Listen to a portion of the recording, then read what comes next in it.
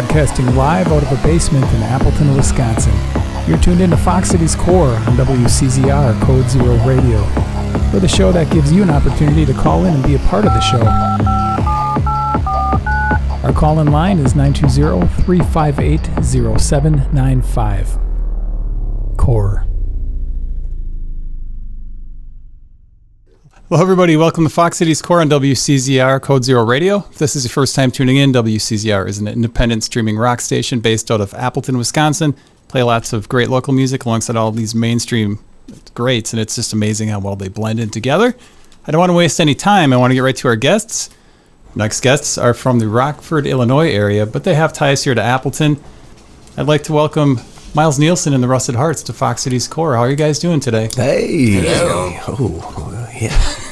I like it. You guys had a show last night, and you came up here today before the show in Appleton. I appreciate you doing that. Yeah, we left post-show. Thankfully, we have friends up here that are like, just show up whenever you get there, and you can let yourself in.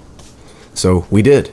We got up about 12:45 last night. And in true me fashion, I sometimes have trouble sleeping, so I watched Denzel Washington's The Equalizer till about 3:05 this morning and finally shut it off. What a movie, though. He seemed very effective at his job. Oh, you know, for like a guy that's probably, I'm going to say 60-ish, I believe every move that he did in that film. Like, he's that guy. When you're not touring, are you staying up late at night still? Or are you... Yeah, I'm like I'll be up 1 a.m.-ish, 1:30-ish. If I tweak my schedule too much in one direction, it's just bad when you get on the road. Then you're like, oh man, showtime. You're like, okay, I'm either gonna need to start doing drugs or Red Bull's the only thing that actually works, but I don't really care for it too much. But it does, like, it's the one drink that if I have it, I'm like, man, boom. It's like my, pseudo Coke. But I don't do Coke, so. And the rest of the guys, this is great that the whole band is here. You guys have been a band now for over a decade. Yeah. About 12 years, I think. Yeah. Wow. And as far as, like, how the band kind of got together, I know you put out a solo album and did... Yeah, so solo album, Dan and I we were off the road from the Corey Chisel and the Wandering Sons project for a little bit, and I had started writing some songs, and we had a studio in Rockford at the time, and next thing you know, it was like, well, why don't we just start tracking one of these songs? And then we tracked one. I was like, that turned out pretty good, and then we tracked two, and I think we tracked 3 songs, and then we shared it with a few friends, and they were like, man, I'm loving loving what you guys are doing. So we ended up just doing a full record. Just Dan and I, I think there's 1, 2, 3, at least 3 drummers on there. There's Charlie, there's Mickey, there's Dax. There's Bunny. So there's 4 drummers on I think I played drums on the Crown. That's true. So there's 5 drummers on the album. And then Adam Plamann played late in the game, played a bunch of horns on the album. So then I think Jim Weston, who's just over here hanging out, he played keys on some of it. Dan played keys, a couple of different bass. I played bass on some of it. Andy Scarpese played bass on some. He plays in a band with my wife now. It's pretty much whoever was around and willing and capable. So could play on the album. And that came out in 2009, late 2009, and we didn't have a band, so we were like, well, we should do a release show, right? So that's what you do.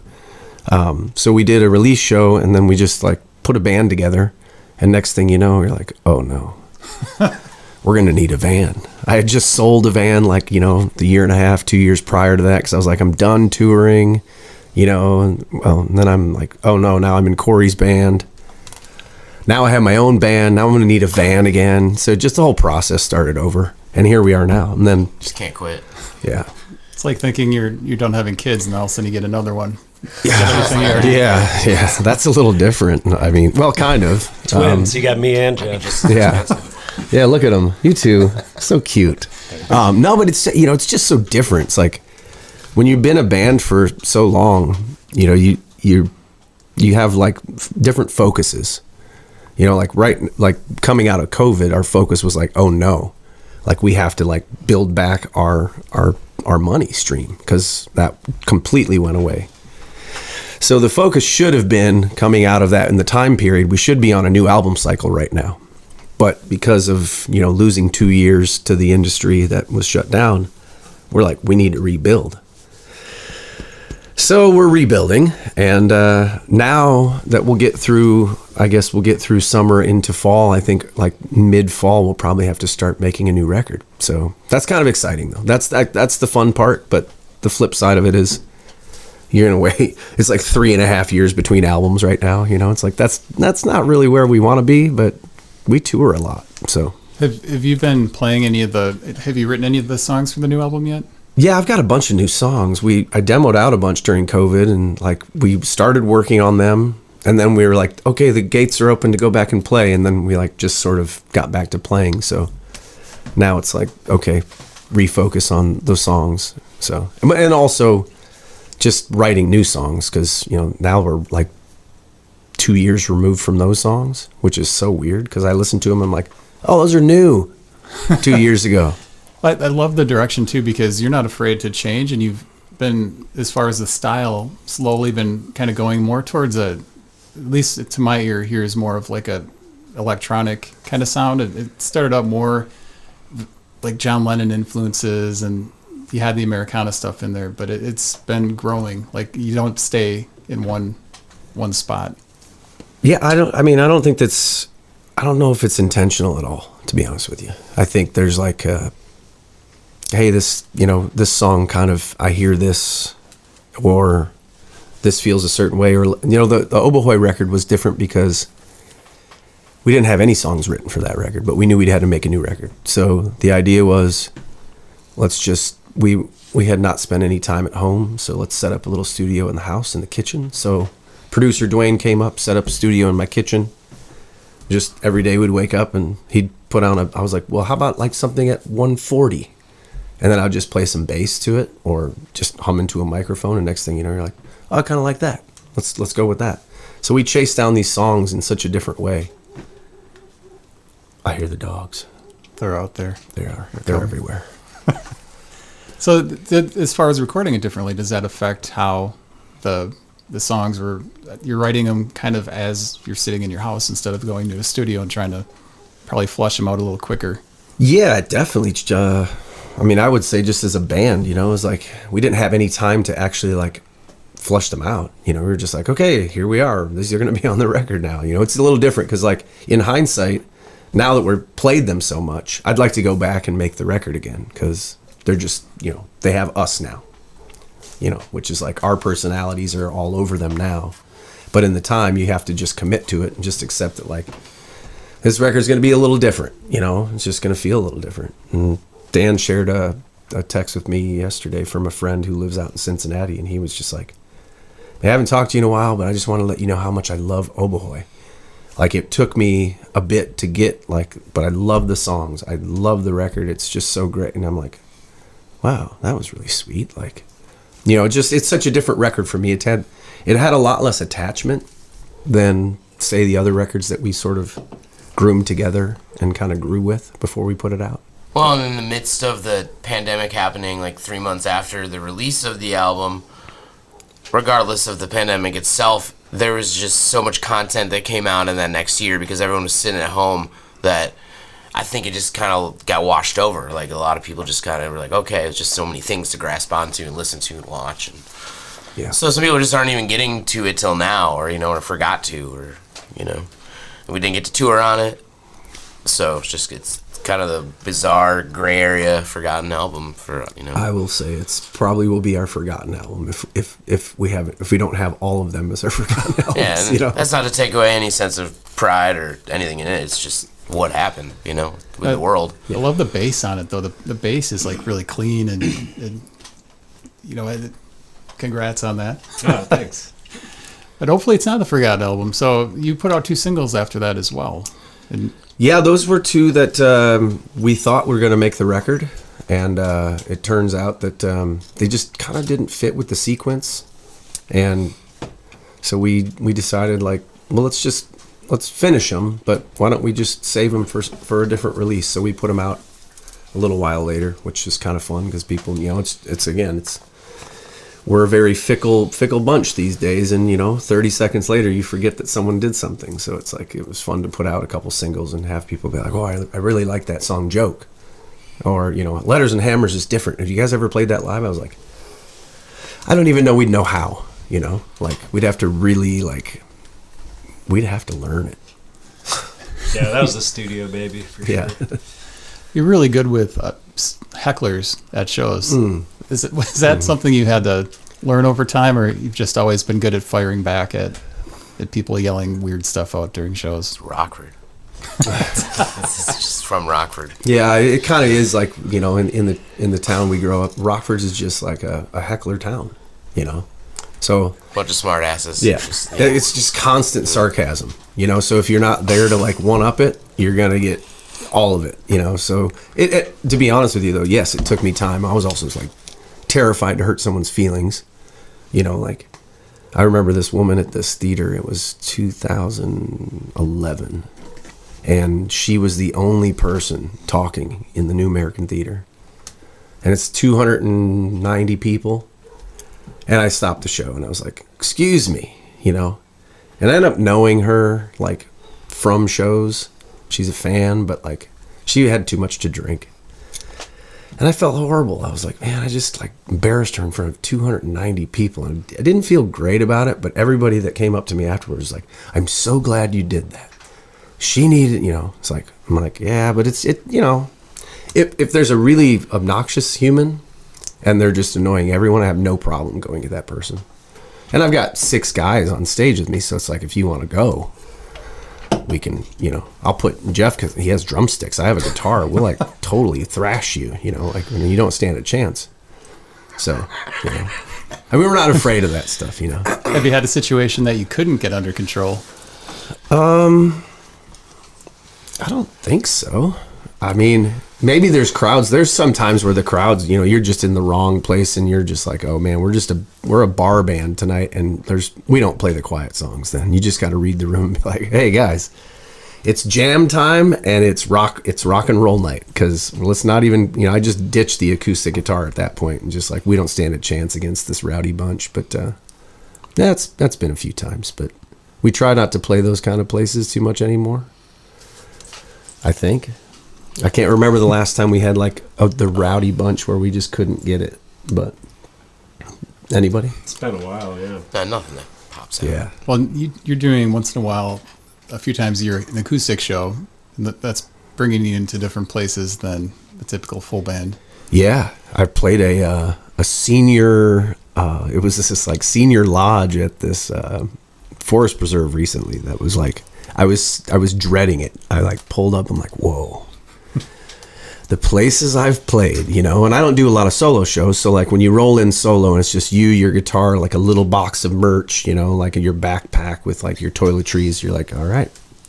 It ended up being one of my favorite shows in a long time because I was able to just completely get inside the songs.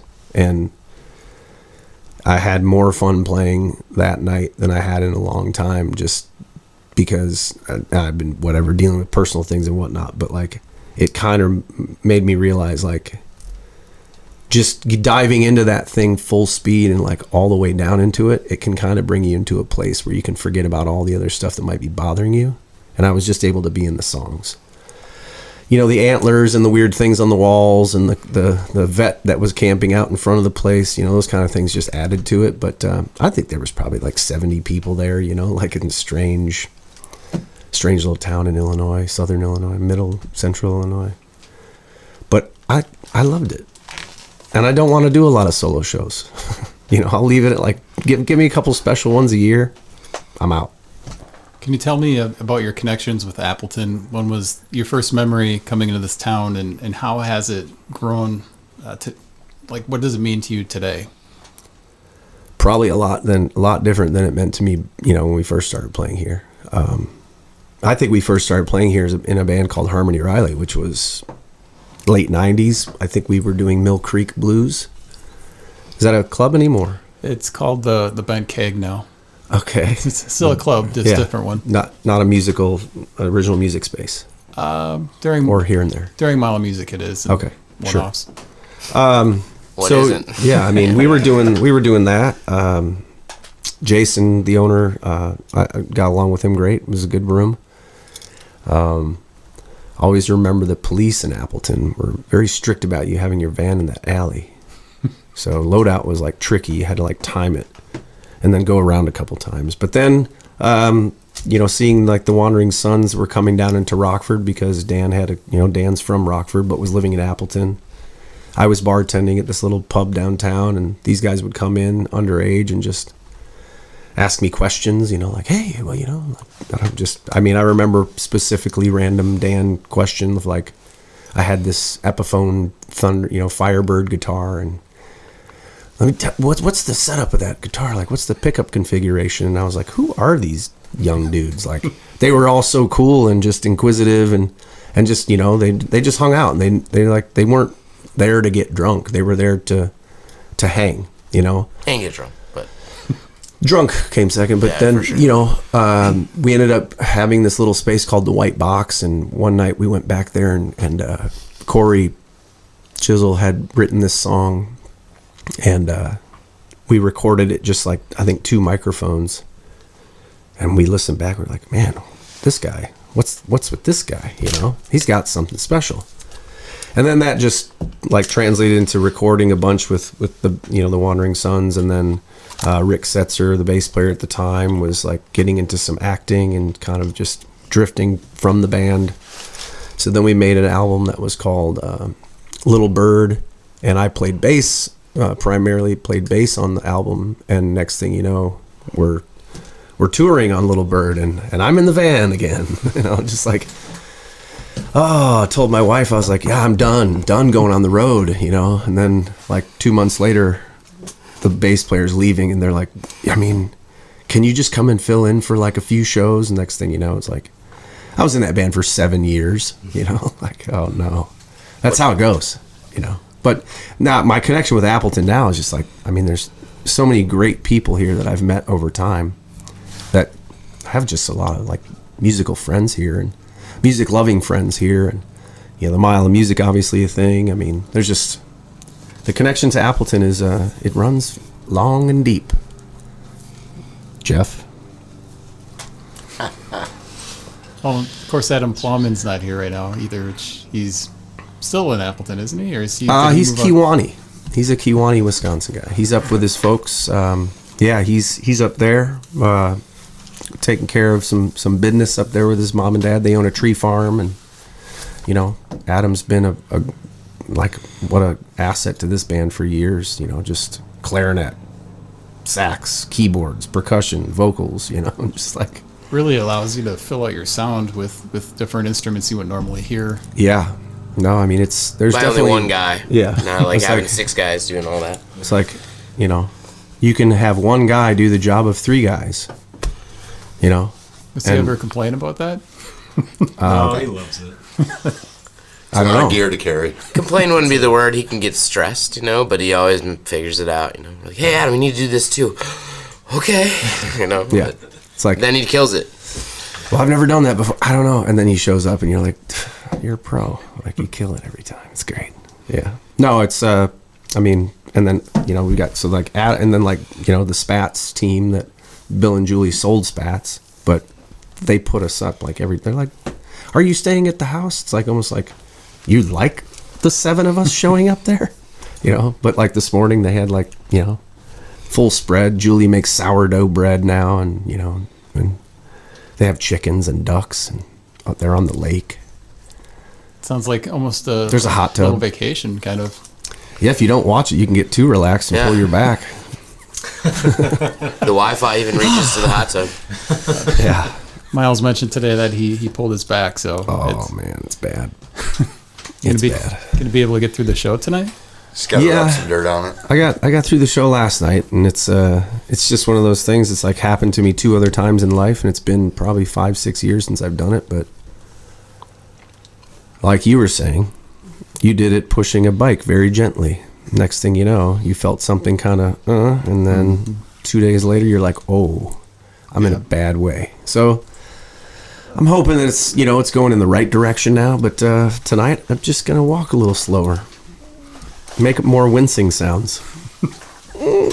How did the 2 nights at Stone Arch go earlier in the Great. week? Night one was a little lighter on the folks, but it was funny because, you read these articles about like the Appleton's the drunkest city in America, and I was kind of joking about that night one. And then what we realized is like halfway through night one, and it was a Tuesday, people just wanted to party.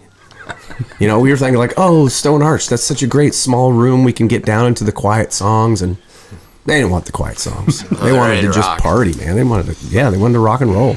Night pros. 2 was like super packed out, and I mean, it's fun. They just, we did one slow song on Wednesday, but mostly just rocked it. So it was a blast. And I love Steve and Taylor and the whole crew. Brandon does sound. That whole crew over there is great.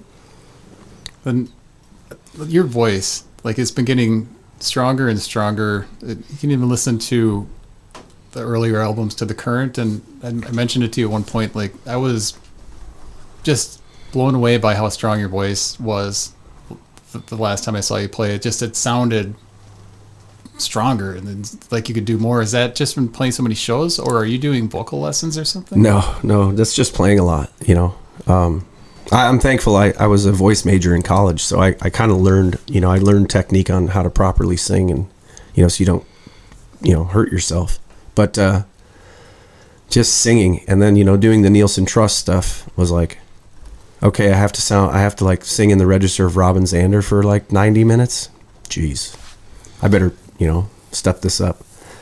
So it's just singing. It was funny because my brother Dax, I was out in Arizona recently visiting, and he lives out in Phoenix now, and one of the songs on OBAHOY came out, and he goes, "Oh man, this is like younger you." I said, "No, that's the most recent album." He goes, "Really?" And it was Overpass. And I was like, "Yeah." He's like, "Man, that's crazy. Your voice sounds great." Like, I'm like, "Well, it's gotten stronger because I use it all the time, So it's like any muscle. It's just, you got to keep at it. Do you ever think about that when you're recording or writing something that you're going to have to sing this maybe 20 years from now? So you might not want to go too crazy on it? Yeah. I don't know that it's held me back from keeping anything in a certain key or not. I mean, I feel like it's one of those things. It's like it sort of forces you to stay in shape. Which the back thing is a bad thing because like it really ruins me mentally because I love being active. So I think if I can just stay active and keep with it, and my voice will keep getting better. I hope, Have you seen that? There's a Bon Jovi documentary on Hulu. I've heard it's great. I haven't seen it though. Have you? I've heard that too. I'm 20 minutes into it. It's pretty good so far. But my friend wrote me, and it was funny. He's like, "Don't get me wrong, I hate Bon Jovi, but this is a good doc." And I'm like, "Oh, okay." Was it Matt? Yeah. Yeah. Yeah, and I mean, there's stuff in there about his voice, like they're getting ready to do the 40-year anniversary of the band, and he's running into voice issues. Yeah. I don't know what else happened. They're showing that. That's cool, though. I mean, I think that's important. Very honest and upfront. Yeah. I mean, I say that to my dad sometimes, like, why don't you guys just like 2.5 step down? No, it doesn't. The songs don't sing the same, and I do agree with that. So when you guys are doing the Nielsen Trust, you're playing all the songs at the original keys. Yeah, yeah.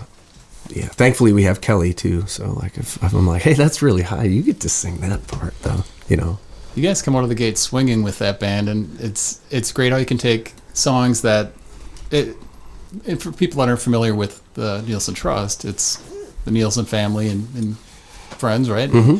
Playing songs of Cheap Trick and songs from the Nielsen family, and it's a nice mix of. It's very an energetic show. Yeah, you come out of the gate swinging, and it just hits hard. My dad hates ballads, so he's just like, "Why are we not rocking?" He's like, he wants to come out and do like 90 minutes of just full bore rock and roll, and I'm like, "Well, you're not wrong, but why don't I'm just he's 75. I get a little concerned, like, hey, why don't we just do one, Kelly and I, and just the guys, and you can go just like get us some water and take it easy. No, let's just come on." And next thing you know, it's like we're just 90 minutes of just, deep cuts and fun. And it's a fun project. I wish we could do it more, but, Cheap Trick's still, running pretty hard. So, I mean, their 50 years of being a band is this year. Your dad came up here and I think played with Dan and Corey at a place called Tom's Garage, which I think was like I was just talking with Luke Van Nest about Tom's Garage last week. And yeah, that place. There's some cool shows there. Yeah, I remember Rick coming up to that. I Want You to Want Me. Yeah. It's a church now. Is it really? Tom's Garage, yeah. That's perfect.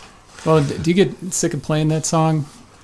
Like, I know you do the Trust, and it's one of those songs that I think everybody on the planet has probably heard at least once. I think that I asked my dad about, like the whole, do you ever get tired of playing the same songs every night? He's like, well, if it was the same crowd every night, I'd get tired of it. But it's different people. So, you kind of, and I thought that was a really great way of looking at like having to play your hits, like, I'm like, well, you have hits, that's like a great thing to like, have to be like, well, I have to play Surrender tonight. You're like, I mean, I would love to have to play Surrender every night. It's a great thing. Yeah. So, I mean, if you're a chef and you make a good cheesecake or something, then that's what people want. Then you make them the cheesecake, right? I mean, that's a pretty good way to look at it. I mean, like, that's just what, I mean, that's what you do. I mean, is there any songs from the Rusted Hearts that you guys don't like to play anymore that maybe used to be a staple of the set? Probably go in and out. I mean, there's certain songs that I find to be less inspired by, that are just maybe older or have sort of run its course inside of the inspiration of it. But I think that's just over time, you just like, I'm at a point right now where I'm like, I want a whole new set of songs, just to reinvigorate the band, just because we're going into super busy times, and it sure would be fun if we had like 6 to 7 new tunes to, just like inject into the set and just, but that's also a good, like, all right, now we have something to shoot for. Let's start getting at some new songs. When you guys are working on new albums or you're putting new stuff out, you did a video for Heavy Metal, which was really well done. Is videos anything is it worth the return on investment nowadays to do a video and put the time and the effort into making one? Depends what the investment is. Well, you know what I mean? Like, nowadays you can make a video pretty low buck, but you can also spend a lot of money doing it too. So it's crazy to think they used to be like hundreds of thousands of dollars to do a video. Yeah. I mean, I like the idea of making videos. I like making videos. I think that what we've found is just making like dumb little promo videos are worth it. People bring those up all the time to us, like, oh, your little videos about the shows coming up or whatnot. Those are hilarious. We love it. I don't know, making videos. That's worth it for sure. Getting, the Heavy Metal video in particular. I mean, we had a situation with a friend who was, did she need to do that for a project or? No, she was just getting in the industry and had like access to a bunch of gear. Yeah. And that was more pro, like multi-camera, like really set up with lighting, but that can get really costly if you don't have a plan for it or media outlet to really push it out.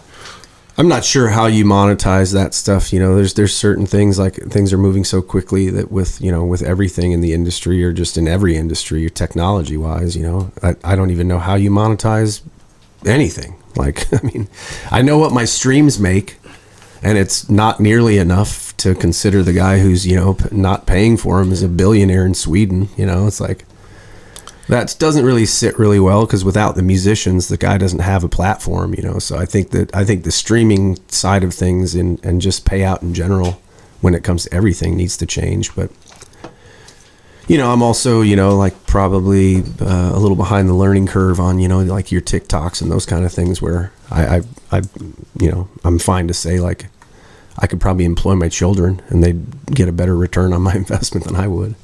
I want to get back to this topic, because I find it fascinating. But we have a caller. You're on the line with Miles Nielsen and the Rusted Hearts. What's your question?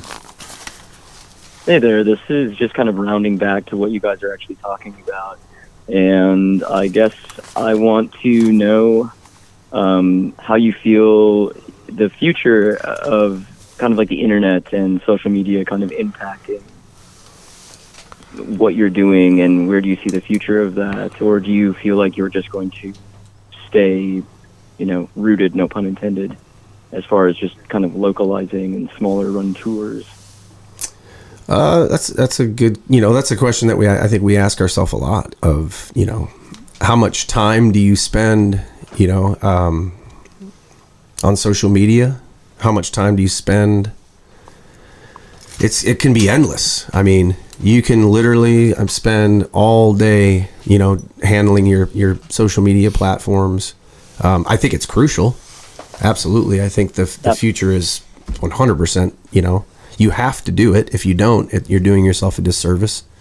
I do think there's a little bit of backlash towards people like who are just good at social media, and like maybe the substance of their art isn't quite there. I think a large swath of people are starting to realize that you can just be good at social media and not have the skills to back it up, playing live or recording or something like that. I think to answer your question about, you know, more like regional, local, smaller, you know, the idea is always to get, you know, larger tours to get yourself exposure on those things. But unfortunately, sometimes, you know, we're like with a middle of the road size agency out of Knoxville, Tennessee, and you know, like everybody on their roster is sort of at that same place where we are. So you know, a lot of the bands that may get a tour, say like, oh, we're opening up for Nathaniel Rateliff and the Night Sweats. You know, we're doing 12 dates with those guys, or you know, we're opening up for Camp, or you know, we're going out with Bon Iver or whatever it is. You know, that's because there's like agency and label, you know, handshaking, and it's like they're building their brand. So for us, it's, you know, why would they necessarily take us to like detract from their brand when they have 16 other artists on their roster that they could, you know, they're putting out a new album or what have you, you know. So I definitely feel like there's you know, there's some things that, you know, in a perfect world, I'd love to say that our agency reach was a little bit greater, because we'd probably get, you know, on a few bigger tours, which would expose our music to more people. But you know, at the end of the day, I think you kind of have to just be grateful for what you have. And you know, I mean, we're doing a festival in Mexico coming up in June. There's going to be, you know, 8,000 to 10,000 people down there, and we get to play on the big stages, on, you know, under the lights, and between the Rusted Hearts and Kelly and I'm doing 5 shows in 4 days, you know, that kind of a thing. We're going to be on the Rock Boat cruise this year, so that's a whole new exposure to people, you know. I mean, they can't go anywhere. They're forced to see our band, you know. So it's like, that's going to, you know, that was one of those things. It's like, if we can just get in front of people, you know, we can get the folks. But social media is a tough one for me. I try to balance it, and it's sometimes I fall short. The caller didn't even mention his name. But to answer your question, yeah, I mean, it's a lot. You know, sometimes I wish I had somebody that was just with us, that was just dedicated to social media all day. We're also dudes, like, all in some degree of our 40s, and it's not first nature like it is for some younger generational people. Yeah. Basically, we just trying to like that not look at my phone as much as possible. Shortcomings. Yeah. Shortcomings. Well, it's a great question. Appreciate a call. Yeah. If anybody else has a question, feel free to call in. Yeah. We were talking about like revenue and streams, and it is constantly changing, and you do have to keep up on it. The TikTok, you're right. Some people do make a living off even like Instagram, or, you know, I don't understand the whole thing about, we're talking about like promotions and things like that. You've got stuff thrown in your face like all day, and trying to distinguish like what, you know, is valid, something you need or something you don't need. And there's so, you know, like I have had people tell me like, oh, I love your social media because it's not too much. You don't post too much. And then I've had people say, you need to post more. And then I've had people say, oh my God, I muted such and such band because they're just annoying because they post so much. And, you know, you're like, well, I mean, what a line, you know, like, where's the balance? You know, I don't know. I mean, to everyone's different, you know? So like, I find that I've muted a few of my friends, you know, that I'm just like, how do you have that much time to post like 45 little reels a day, every day? I'm trying to, like, you know, be present inside of the actual life that's going on, not just the social media life. So as Dan said, you know, we're also like, you know, we're not young bucks, like, understanding how this all works. And, you know, so it would take like you know, an early 20 something, like 30 seconds to create a video that might take me 7 minutes, that kind of a thing. So it's, I don't know. I'm trying to write songs. I'm trying to repress our vinyl. That's where a lot of our revenue comes from t-shirts, hoodies, vinyl. We just repressed the one that you've got over there, Presents. We haven't had that in stock for probably 7 years. I was gonna ask, why was the cover different on? Like, there's Spotify, there's the elephant, the pink cover. CD was different than vinyl, so we wanted to specify between the two. So the artwork for the album is actually completely different than the CD, and that was intentional. Just that's different. So they get it. There's a download card inside of there, but if you buy the CD, that's different artwork. So I remember Dan and I talking about it. Like, just for the record, we were doing that before Taylor Swift did that. So yeah. Was that the only time you've done that? Yes. Well, the CD. No, yeah. It is. It is the only time we've done that. But we repressed that, and that's like the gatefold. It's got beautiful artwork on the inside. I mean, the whole thing's a full spread. I think the download card's a cassette. The download card is a cassette. Picture. So I mean, you just run it over time. I'm like, why haven't we repressed that? And then 2 months ago, I reordered it. I was like, okay, well, there's another source that I feel like our fans are like always like, hey, what's that? That was a sound. Another caller. Turn that off. So the caller was Nicholas Raymond. Okay. So thanks, Nick. Obviously, the Traveling Suitcase. Fabulous band. Yeah. We had another. Those guys play all over the place. Yeah, they do. I see them like all over the place. Do you think a band has to play a lot to be good? I mean, when you're checking out a band, if they're not touring or playing a ton of shows, does that kind of lower your? It doesn't. No, I mean it doesn't. It doesn't lower my. If they're great, they're great. I think in order to feel a sense of like a genuine sense of being a band, I have seen really good writers put together a band for the weekend or for 4 shows, and you can tell there's just not the chemistry that is being a band. I don't think you have to play a ton. I think you have to practice. You have to be in a room. You have to know those people in order for like the magic to be a thing. I think that's absolutely real. I think that you can hire great players. Like, I mean, if there's speaking of just at myself, I'm a middle of the road musician, but work hard at it, and I have good players around me. So it's like the chemistry that we have collectively. We sound good together because we've been doing this for, we know how, it's like dancing. I'm not going to step on their toes a whole bunch. We're not going to miss, I'm not going to miss catching them or, twirling them. We're going to, our hands are going to lie down each other's hands. That kind of a thing, because we've danced together for so long. And the more you do it, the better you get at it, I think a band could be good not playing together, but a band that plays together a lot is probably not going to be worse. Like you're going to tell. And it doesn't necessarily have to mean like a live show. I mean, I'm just saying, like, get in your rehearsal space and just, there is really no substitute for getting out in front of a crowd and figuring out how that works, Are you guys practicing regularly when you're not touring around? Absolutely Never. So it's just like when you're songwriting, maybe getting when we have things to rehearse. I mean, there's times where we'd like to get together and just play, but it's like when you play like 4 shows a week. We just got off a run where we did like 7 in a row, 8 or 7 in a row, and then we had a day off, and then 10 days. So 8 and 9 tonight. I don't know when we're practicing, but we do. The nice thing is we all spend time in the Sprinter, and we're just like talking to each other, like, hey, we should try. Last night we did this. What about the dynamic in this section? Or we need to get back to the the 4 on the floor section of this part. Get that sooner. I mean, a lot of our rehearsal is van time and just talking through the songs and talking through the set. What we did. Oh, we hit that tonight. Or like specifically, like there's a tune called "Howl at the Moon" that when we do the halftime thing in the solo section, and all of a sudden it's like boom. Oh, that's cool. Like that, and it switches things up, and it just different inspirations. So we talk through a lot of that stuff, and that's like a lot of our rehearsal is just talk. Is everybody in the band pretty trained as far as music theory? I was good at it once.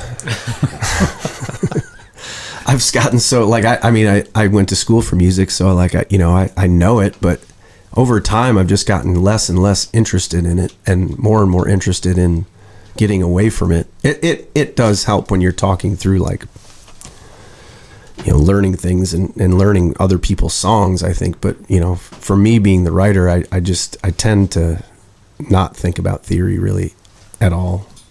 I'll let these guys talk about it, like, oh, we're borrowing from here. And this is, this or whatever. I'm like, I don't know. I'm just trying to hear this. This lyric is bugging me, Well, I like to nerd out on some music theory from time to time, for sure. These guys are like, when they're doing the harmonies, it's like, hey, I'm going to take the third and oh, it's cool if you put, if you put the major seven, the seven on top of there, and I'm like, that's great that you guys are talking about that, because that's less for me to think about when I'm thinking about what I'm really trying to say inside the song. So it's nice to have, the guys that are thinking about, okay, when you sing this, then I'm going to sing this. And it's like they're talking about it, and I don't even have to say anything. I'm just like, okay, and moving forward, it sounds great. Or I'll say, what, but at this point, we've been together for so long that it's like we usually can get to it pretty quickly. Adam's really good. Adam's a music teacher and theory based, and Adam knows a lot about theory. Jeff's a drum instructor.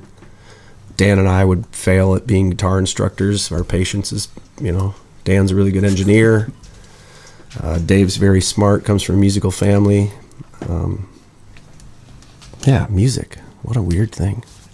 We had a question here. Where did the name Rusted Hearts come from?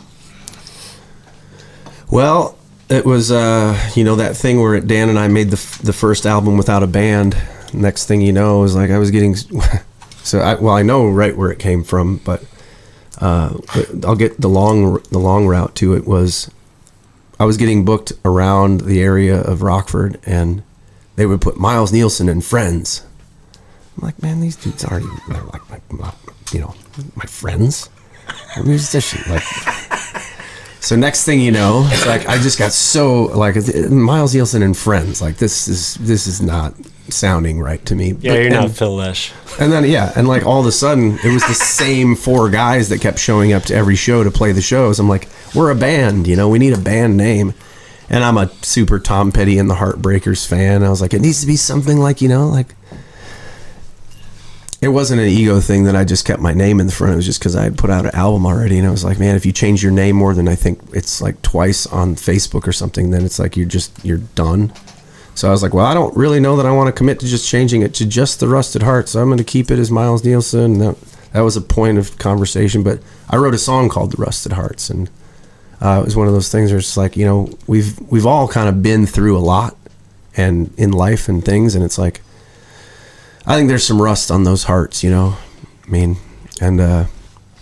so that was the thing, and now it's just, Miles Nielsen and the new Rusted Hearts.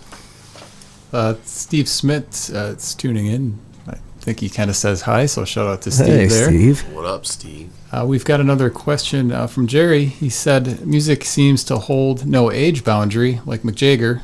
Will you be touring and playing music at 80 years old? God, I hope not. Yes. But I probably will. I have no retirement plan, man. I've got no savings. I'll probably have another kid. You get rid of all your baby stuff? Well, I haven't. I kept it all. You gave half of it to me. You can have it back if you need it. No, I don't. You know what? I think the beauty of music is my dad's 75, and it's like, what is, when people are like, when's he going to retire? I was like, you don't retire. I mean, maybe you do, but like, You have to, I guess. if you can, like most musicians are just, they love playing music. It's not work. The work is the travel, the load in, all the stuff that goes into it. That's not, not that fun, like any job. Yeah. But when you're on stage for that 90 minutes to 2 hours or whatever it is, that is not work. If that's work to you, then probably get a different job. The choir I was in college got to sing with Dave Brubeck when he was like 90 years old. Wow. And they wheeled him out to the piano, and he like took a couple steps, but once he sat down, like, his fingers were as nimble as they ever sounded to me. By the way, playing the drums is a little bit of work, but it's fun work. Probably good exercise. Yeah. I've got a lot of questions here. I've got to really start running through these. You and Dan did a score that won an award like a while back. Is film scoring something that you guys are going to explore a little bit more in the future? Trying to. I mean, we went to the Sony offices in New York, and they were like, "We're going to get you guys so much work." All they got you was the van towed. All we did was come out of the meeting and our van was towed. Damn it. We'd love to do more. I just actually was approached like a month ago from a guy that's doing a pickleball documentary, and he was asking, he loves the work that Dan and I did on Undefeated, and he's like, would you guys be interested in doing more music for film? And I'm like, absolutely. So we're always up for it. It's just a matter of, it's a really competitive, and it's just a matter of, we're in Rockford. Sometimes that kind of can work against you when you can't take a meeting. It's like kind of with the booking thing, just who do you know? Like the director from the movie we did, we all went to the same grade school. Yeah. So like, how does it? There was a little bit of a, we knew the guy, and that was, otherwise we wouldn't have, how would they would have found us to be associated with something like that, We still had to submit, everybody, there were 5 different musical folks that were involved, and we still had to submit, and the production company had to, the money folks had to approve us. So the nice thing is they didn't put any names, there was like a blind test of like, what do you like? And we actually got the job based on that. So, knowing the person to get us in the door was the great thing, but ultimately our work had to stand up for itself. So that was like a real nice feeling of, we actually got it based on the quality of what we sent in I think we sent in 5 pieces as our like preliminary, like we're trying to get this job, and we end up getting it. So, and then in the, the 11th hour, the producers said, we need a guy that's been doing this before, and they brought in, Michael Brook. And, so he had been on a bunch of films and stuff. So he did about, I don't know, maybe 20% of some of the music right towards the end of it. So does it take longer to write a film score, than an album? I have no idea. The one thing I do know is it's a lot easier for me to write a score because you don't have to worry about words. Oh, yeah. Do you find it a struggle to get lyrics written?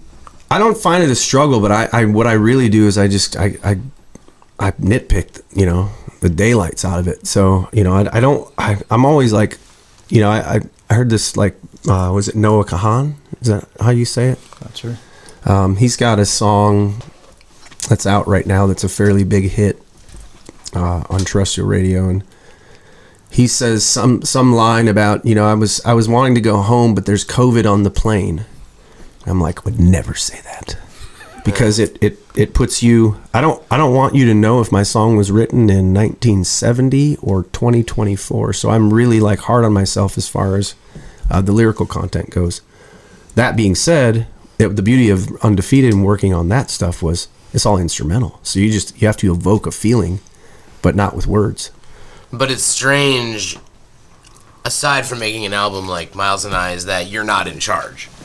Like you're filling requests basically, and sometimes we'd work a really long time on a certain scene, turn it in, and then they decide to re-edit the scene 2 months later, and then that wouldn't work anymore, but then they'd move that music to a whole other scene that wouldn't even exist before. Yeah. And so it's, it can take a really long time, but it's not because of us, it's because of the music is just a small slice of the pie of the whole thing that's going on. So there was one instance in particular that I felt really strongly about this piece that we had done for this scene in the film, and we sent it in, and they sent it back. They're like, I don't know what you're talking about, man. It doesn't seem to work at all.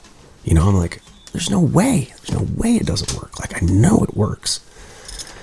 Well, they had taken they took a piece that was intended for a different scene and flipped the two. So there was like this, like, it's called a Turtles Waltz. It was for this really emotional scene where, and it was a really like heartfelt kind of this little ditty on the guitar with this classical guitar, and I knew it fit. And then they were like, I don't know. And I said, can you play me what you're not hearing? And they played it, and it was like, oh, you've got the two reversed. And then they reversed it, like called us back like 2 hours later, like, oh my God, it's perfect. And I was like, I knew it worked. You know, like one of those things where you're like, I know, because it was it was like a weird like high point in the film where it had to land right in order for that emotion. Because I mean, it's like a part where like everybody everybody that's watching this film for the first time, at least 89% of them, it's a tear moment. Yep. Yeah. I mean, I cried knowing I know the result. I've seen the edits 70,000 times and I know what's happening, and I still cried because it was someone's like immediate, their real emotion to this thing. So like when Dan and I were like, I don't know, man, I think that's gotta work. And it was because they had like this sort of Black Keys like vibe thing that we had done, and they put the two reverse and like this is like, this guy's like, you know, in tears, and I'm like, oh yeah, that doesn't work. So and then, you know, it was one of those things where I'm like, you know, when you're sure, you're sure. But ultimately, like Dan said, you're at the whim of, you know, they're like, I'd like you to do it again. You're like, okay. Well, yeah, and you film it and you send it to a guy in LA, and then you wait 2 weeks to hear back, and then they have it wrong, and then it's just another 2 weeks. And so, whereas if it was just us working on our album, we could get... Yeah, we'd be done in 2 weeks. So, it's a really neat process, though, and I'd love to do, you know, more of it. For all you Hollywood movie producers out there, we are available. Are you guys still actively recording bands at the Midwest Sound? I am. Dan is very active there. Yeah, I'm not. I'm trying to open a music venue in Rockford. The music box. Any target date for when that's gonna? Yeah, like off? 2 weeks. 2 weeks from now, we should be opening. We're gonna softly open our doors for about a month and get everything kind of in line and make sure everything's right. Do probably just a few like, hey, we're gonna play a show here tonight. Maybe it's just me solo, or maybe it's Kelly, or, you know, duo, or whatever. And it looks like it's more of a listening room. Yeah, the whole style is like go there to listen to music, and not talk. And the intention is we don't care to do free shows. We want to do ticketed shows. We might do like a new artist night, say for a $10 ticket, if you believe in supporting something that might be new, that's up and coming. Ultimately, ticket prices are going to be around $20 to $25. You've got memberships too. I don't know if those are available yet. Yeah, we have a VIP membership that's like $135 for the year, and then if it's a couple, it doesn't necessarily have to be a, you know, hetero or you know, marriage. It can be just you and a buddy, or it can be you and your partner, or whatever. But that's $200 for the two of them, and that gets you like early ticket purchases. That gets you VIP only events, early admittance to shows, things like that. So. Yeah, we're excited about that, but you know, it's just it's taken. It was not something that I was thinking was going to happen so quickly, but I'm excited about it because I think our area, Rockford, needs a room where, you know, songwriters can come and just, you know, people can just listen. That's exciting that is happening, and it's great that you're giving back to the community that you're from. You did a single a couple years ago with Brett Newski. How did you get involved with that? Because Brett is just super go-getter. Like, hey, I want you to sing on this. I've got the verse. Here you go. Can you have it done in 2 weeks? Yeah. And I had a blast. It was great. I went in and with Dan at the studio out there at the Midwest Sound, and like, I think we tracked like 4 takes of it. You know, I mean, he made it really easy for me. It's like, he had done a guide track, and, you know, I was shooting trash whiskey from a red Solo cup, you know. I like that line, you know. And it's not just a stretch. I mean, I was like, oh, you're speaking to me. I've done this in Appleton before. I mean, you know, I remember being at Dr. Jekyll's, and, you know, they said, could I get a Jameson ginger? And she said, oh no, I'm sorry, we're all out of Jameson. The Wandering Sons are in town this weekend. And Dan and I were like, oh, yeah, that's we're us. Them. I remember years ago seeing a post that you posted on Facebook that you had something, it was like cryptic, like something weird is about to happen or something like that. And then later, all of a sudden, there was a picture of you and Dave Grohl that you posted. And can you tell me about that? I think that was probably during the Sonic Highways recording. Sonic Highways recording. So the studio, my first job out of college was working for Steve Albini at Electrical Audio. And, I went to recording school and got my degree in recording engineering. All of a sudden it was like, my job offer, which was amazing. Like I went and interviewed at 3 different studios in Chicago, and Steve offered me a job. But the thing that I love, my mom hated it, but he said, well, you have a job, but the thing is you can't start until January. And this was August or July, because I'm going over to record Page and Plant in the UK. So I'd really like to be here, to sort of be hands-on when you do get here and start your job. And I was like, what do you mean I have 5 months to just screw off? So I did, and it was perfect. So, but the best part of it was I had very little knowledge of construction or how to use power tools or any of that stuff. My dad was not a handy guy; he's a guitar player, so it's like I didn't know how to use a chop saw, table saw, any of that stuff. So I get into Steve's place, and he's like, oh, and by the way, yeah, you probably won't touch microphones very much, but you're going to help build Studio A. So for 2 years, I did construction. I mean, if you go there, like every stretch of fabric, all the fire retardant fabric and frames that you see that are in Studio A, I hand stretched and stapled, and the hardwood floors we laid. The Adobe brick was tuck pointed by me. Everything. The door that goes into the isolation room was built by me and this guy Dan, and I remember it being so heavy, and not this Dan, but different Dan. And so everything in that space was built by me and like 4 other guys, and it's still standing and it's beautiful. That leads me to the Dave Grohl thing. Dave was there recording with Butch Vig, and I got invited to come and just hang out. And I was like sitting there hanging out with Dave Grohl and all the, the Foo Fighters, the whole crew in the studio that I helped build. And it was like, they're like, this place is great, not knowing that, like, I'm like, yeah, I built that door, I didn't say anything. And then later we ended up going to Peace Pizza and hanging out. And one of the best stories of my life was Dave Grohl talking about the time he was in Iceland, and it's for another episode, but it can go on. But it solidified my faith in people that that have done what he's done and all the accolades and everything, and he's still so grounded and just super humble, and just loves music. He fucking loves music. Yeah, he uses the F word a lot. He took my kids to the Wrigley show, and they were like, "Daddy, he loves the F word." I'm like, "Yeah, oh yeah." I've never heard anyone. Yeah, I was like, I always say that Jeff uses it as a comment, but, as a comma, but like Dave Grohl uses it just it's every other word, so it's good. Well, when you were growing up, you were around so many people, and were you really into music? Was there anybody that you were like excited to meet when you were a kid, or was it all just so common that it didn't mean anything when it was happening? No, I when I met Robert Plant, I was really like, oh my god, like that's Robert Plant, that's like Led Zeppelin, that's Robert Plant. That was one that just really stuck out. And then when Guns N' Roses came to the house, that was a huge moment of that was Appetite for Destruction. I don't even think Sweet Child of Mine was a single yet. I think it was Welcome to the Jungle.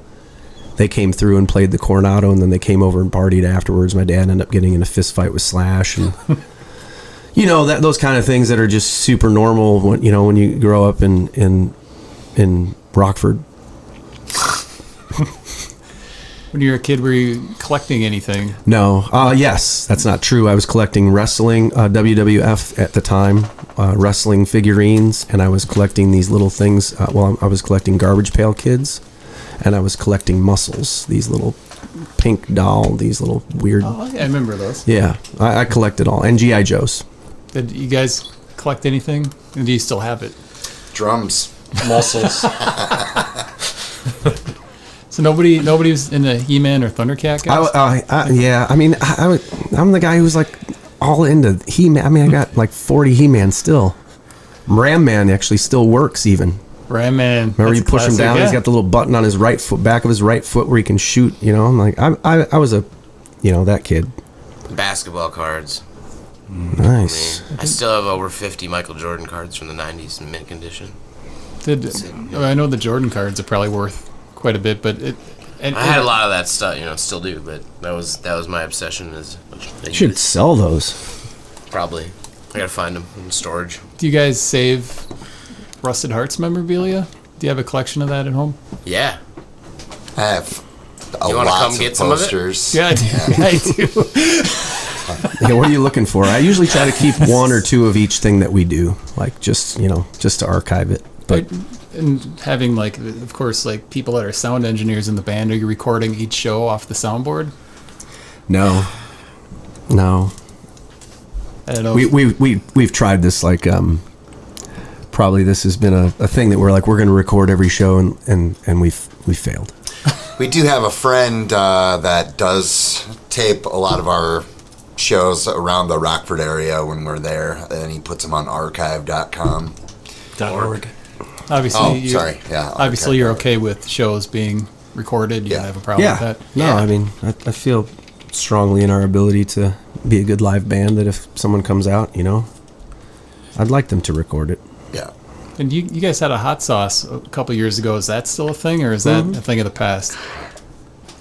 Well, We have about 18 bottles left, but we should have a new run of the hot sauce in mid-June, according to... it was made here. Right? yeah, it was made here. McFleshman's, I think, Yep. right? Yep. And he just reached out to me like 2 weeks ago and said it should be done like mid-June. So we'll be restocked.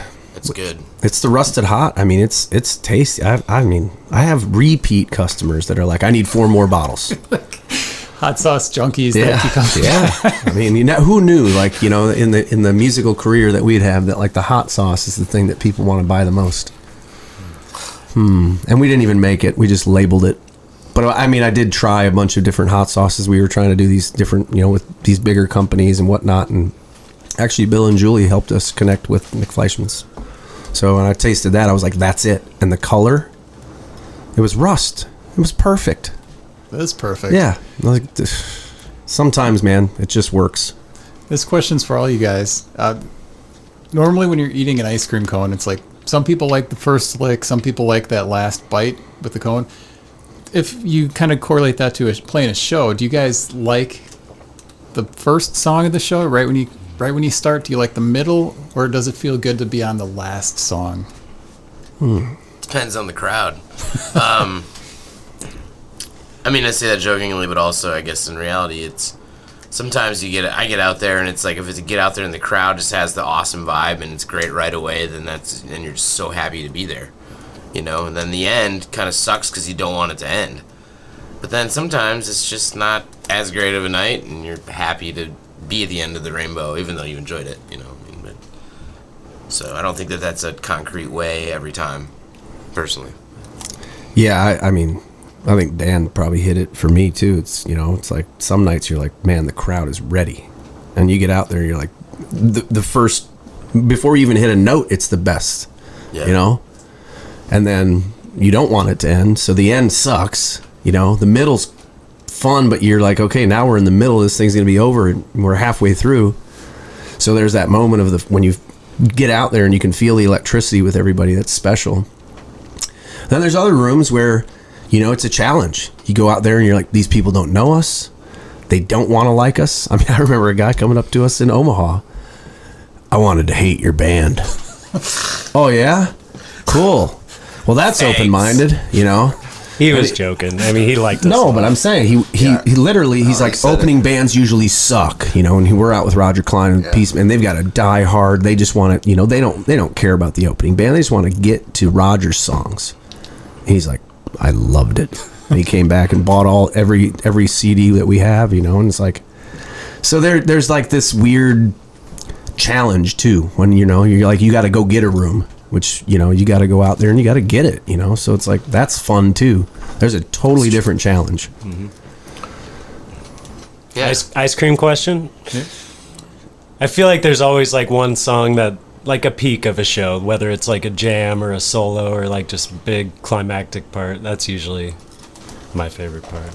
After Like the jam. the nugget and like the chocolate chip that's like sitting right in the mint ice cream, you know, the perfect bite. Maybe, yeah, the nut. The nut. You find the nut. Nuts in there. When you finally find the nut. The nugget. What was your favorite part beating back there on those drums? I don't know. I just cherish the whole thing, really. You know, like Miles was saying, sometimes it's over too fast, especially when we're doing like a short. If we're doing an opening set or something, it goes by just like that. You're like, I just got warmed up and we're already done, you know. But, you know, sometimes in the summer when it's 95 degrees and you're playing outside. That's a good example, on the drums, you're ready for it to be done. Set 4 of Milo music, Yeah. you know, like It's exhausting sometimes. So it's just so many different scenarios. Well, is there anything with the show today that you're going to do differently than at Stone Arch earlier in the week? Oh yeah. I only played acoustic guitar at the Stone Art shows just because, you know, again, I didn't think it was the drunkest city in America until it was. But a lot more electric. We also have our buddy Jim. Jim Weston's here. He's going to sit in on keys tonight. So we don't know. You know, the nice thing is about our sets, and like we've lived inside these songs enough where we can kind of get to a place every night that's a little different. You know, it's not so like the one thing I do hate about going to see certain bands that, you know, you're like, okay, I saw the set list from last night. You know, I was recently at the John Mellencamp show in Rockford, and the guy in front of me was pulling up some set list website, and he's looking at the set list, and it's exactly the same. And I'm like, I hate that. Like, and you know, okay, here comes Cherry Bomb, you know, and then you're like, all right, and it was right. And I was like looking at this, you know, I'm looking over his shoulder because it's dark in there, and his bright set list thing comes up, and I'm like, okay, he's got 2 more songs, you know, and it was literally, you know, the same. And our sets are never the same. Even if I write it out, sometimes I'm like, nope, we're diverting from that because it just doesn't feel like that's a thing. So. Well, and even if a band is doing the same set, it doesn't. I guess half the fun for me going to a show is not knowing what's going to happen. You know. Yeah. The unpredictability dude. factor. Yeah. Yeah, it's also like, you know, you write a set that's like, let's say last night I think we wrote a 75-minute set, and I think there were 14 songs on it. While I'm looking, I have a clock on my pedal board that, you know, I try to time out, you know, so we hit it exactly. And I'm like, all right, we've got 3 minutes left, and we're in the jam section of Strangers. Okay. Do we jam? Okay, we need to get to it because there's 3 little sections at the end of that song. So like you got to time it out, you know, and cueing Jeff to be like, and now we're going back into the 4 on the floor, you know. So, you know, there's just, it's always different. So like the nice thing is like the part of our band that we can stretch out on is fun because you're not going to see the same show twice. And I pride myself in not necessarily, you know, the banter can be different. David Lowry from Cracker, I remember he came up to Dan at the show in Mexico that we did together, and he goes, man, Miles says some pretty weird stuff from stage. And I took that as a compliment, you know. I was like, yeah, I mean, there's some things that are just, you know, like, but it's just what's happening in the moment, you know. It's not an overthought thing. It's just, I want to connect with the people that are there. I want them to know, like, I don't think I'm like, you know, here and you're here. We're here together. We're having a moment. Let's have a moment, you know. Let's laugh together. Let's cry together. Like the whole thing. Like it's just, so, you know, the nice thing is with our shows, it's always going to be a little different. So. And when can we expect the next album to be started? Well, let's not get a lot of pressure going on us. My back's hurt, buddy. I think. No, I don't. You know, hopefully sooner than later. You know, I think we're at a good place mentally as a band. You know, we're ready for a lot of cool summer shows and lots of good fun. So. We recently started tracking a cover song for a compilation for friends in the band Driving and Crying. Yeah. And, I won't say the name of the song right now, but we're working on that and hoping that that's kind of a catalyst to just continuing on recording. Yeah. You know? So. I can't wait to hear that. Yeah. And are you guys playing Milo Music this year? We are not. What? We're going to be out in Pine Top, Arizona, doing a little weekend festival out there that we've done a few times prior. It's always the same weekend as Mile, though. So. Yeah, so we kind of had we did Mile last year, so we figured this year we'll do that, and, you know, kind of just got to, you know, feast or famine, so. Oh, yeah, I want to thank you for doing this today. And Yeah, it was fun. Yeah, thanks for having us. MilesNielsen.com if you want to find out more about the band. And, of course, you're on Spotify, but you've got a ton of projects, so you're going to have to come back sometime and talk about all the other ones. Yeah, I'd love to. This is a nice little, I didn't even get into the fridge, you know? I feel like that's a G Love song. Any parting words before you go? Parting words.